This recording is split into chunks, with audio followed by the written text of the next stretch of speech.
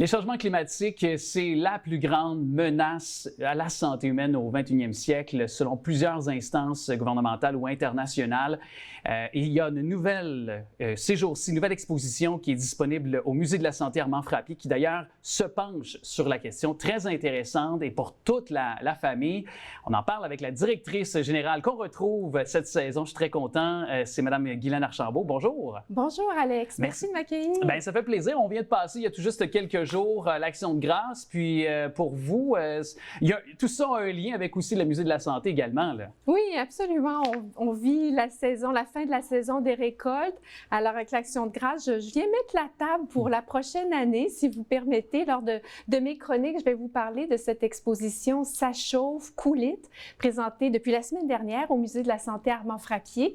Et puis, tout au long de la saison, donc, vous distillez quelques faits scientifiques, quelques éléments de culture scientifique en lien avec cet enjeu-là. Donc, changement climatique et santé, il y a beaucoup de liens à faire. Ah, tout à fait. Puis, parlons justement, parce que bon, Ça chauffe et Cool It sont, si on peut dire, de cette même exposition, mais ils ont deux propositions, disons, qui sont liées, mais qui sont aussi bien, qui ont bien finalement leur proposition, là. Voilà. Donc, l'exposition se subdivise en deux grandes zones. Donc, d'abord, ça chauffe. Donc, c'est un enjeu qui est important, qui est urgent et notre mode de vie est en cause. Hein. Nous produisons beaucoup de gaz à effet de serre, de GES. Ça a un impact sur notre climat, ça bouleverse l'environnement et ça a un impact sur notre santé. Alors, c'est l'effet domino. Alors, c'est un constat que l'on fait, mais vous l'évoquiez d'entrée de jeu, on le fait tout en douceur avec une exposition art et sciences. Alors, on a invité l'artiste Karine Giboulot avec sa sensibilité à nous présenter des œuvres en lien avec le climat. Elle a de petites figurines en argile dans ses œuvres qui sont tout aussi attrayantes pour les adultes que pour les enfants, qui nous mènent à nous questionner là, sur notre mode de vie. Ouais, donc, les arts rencontrent la science. Exact. Mais je pense que c'est important de dire parce que parfois, lorsqu'on parle d'environnement, de réchauffement climatique, il y a ce côté anxiogène qui peut être présent. Puis je pense que vous, dans votre démarche, dans les valeurs également, c'est toujours dans la bienveillance puis dans cette façon d'amener les choses pour les petits et les grands, finalement. Oui, dans la zone qu'on a évoquée précédemment, ça chauffe, il y a du gris, il y a du noir, il y a du jaune, mais il y a la zone bleue et verte, la zone cool it, oui. Donc, passer à l'action, c'est source d'apaisement, se reconnecter à la nature, à soi, aux autres. Alors, il y a une foule d'initiatives que des gens, que des individus, des gouvernements, des collectivités, des organismes sans but lucratif réalisent. Alors, ça va nous inspirer en visitant l'exposition et chaque geste que l'on pose en faveur de l'environnement, c'est aussi un geste en faveur de la santé. On n'a qu'à penser à enfourcher notre vélo. On produit moins de gaz à effet de serre et c'est aussi bénéfique à la santé, système cardiovasculaire, système musculo-squelettique. Alors, oui, plein d'espoir. Donc, on peut ensemble, collectivement, passer à l'action pour contrer les changements climatiques. Ouais, d'ailleurs, vous avez évoqué le vélo. Un de nos invités va nous en parler un petit peu plus tard concernant les vélos sympathiques parce que la Ville de Laval et plusieurs autres, dont Montréal aussi qui a reçu récemment d'autres certificats. Oui, tout à fait. Et d'ailleurs, j'y reviens un petit peu juste parce que je trouve ça important, mais vous avez évoqué, Ça chauffe et Cool It, justement, ces deux expositions-là. En fait, une exposition et les deux mouvements de l'exposition. Oui, tout à fait. Mais c'est que vous avez aussi des gens qui, comme Laure Baridel, qui apportent leur apport. Là. Il y a des capsules vidéo aussi dans ces... Si on en parle un petit peu plus longuement, parce que je trouve ça important. Là, on a un comité scientifique qui a veillé au contenu des gens bienveillants, des gens de tête et de cœur, dont Laure Baridel, qui est éco-sociologue, comme vous savez, et qui est aussi porte-parole de l'exposition. Oui, tout au long de l'année, je vais venir vous présenter, comme je disais tout à l'heure, différents sujets.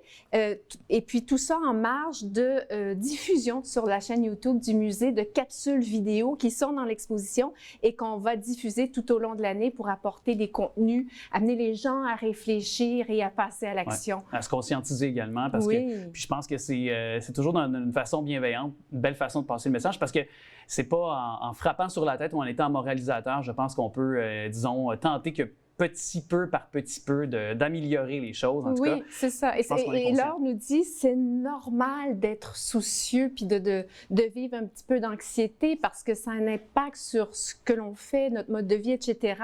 Mais c'est dans l'action. Dans l'action, on trouve beaucoup d'apaisement. Et puis justement, donc on le fait dans le cadre des 30 ans du musée. Je vais rapidement là-dessus. Et en fin d'exposition, on invite les gens à prendre un engagement en faveur du climat et de leur santé, d'en témoigner par un dessin, par un mémo. Et on va capsuler les plus beaux messages pendant 30 ans dans une capsule temporelle. Et les visiteurs, dans 30 ans du musée, vont pouvoir voir les engagements de la génération précédente. Donc, le musée, fier de l'héritage du Dr Frappier, du passé, mais aussi ancré dans les réalités contemporaines de sa collectivité, est prêt à se poser des questions avec ses visiteurs puis à relever les défis contemporains. Dites-moi. Oui. Halloween s'en vient. Oui. Est-ce que vous avez choisi votre costume? Non, pas encore. Non? Mais nous avons préparé pour les familles une belle programmation les 2 prochains week-ends. Alors, je vérifie ici les dates. 19, 20, 26, 27 octobre, je décore, je dévore au Musée de la Santé Armand Frappier. Donc, les familles vont pouvoir choisir leur courge, de la variété qu'ils souhaitent de la ferme Vaillancourt et puis colorier, dessiner, décorer leur courge et la rapporter à la maison. Ah oui, puis ça fait tellement... OK, je peux-tu me permettre un plaisir de l'automne? Oui. Tu sais, là, les potages par la suite, là. Ah oui. Que c'est bon. Oui. Un petit bonnet pour se garder au chaud, se coller avec une petite couverture, avec l'être aimé, et je roucoule. Oui, voilà, c'est absolument. fait. C'est annoncé, il fallait que je le dise. Donc, c'est jusqu'au 27 octobre, à l'approche de l'Halloween. Oui. Et puis, on va en parler parce que c'est un éminent vulgarisateur scientifique que vous avez très bientôt là, avec une conférence. Là. Oui, en fait, 3 éminents, oui. Oui, 3 éminents, oui. Trois Je pensais au docteur François prix, Reeves. Là, absolument. Donc, une conférence, donc changement climatique au-delà du climat, avec le docteur François Reeves, cardiologue, qui va nous parler de l'aspect de la perspective santé des changements climatiques.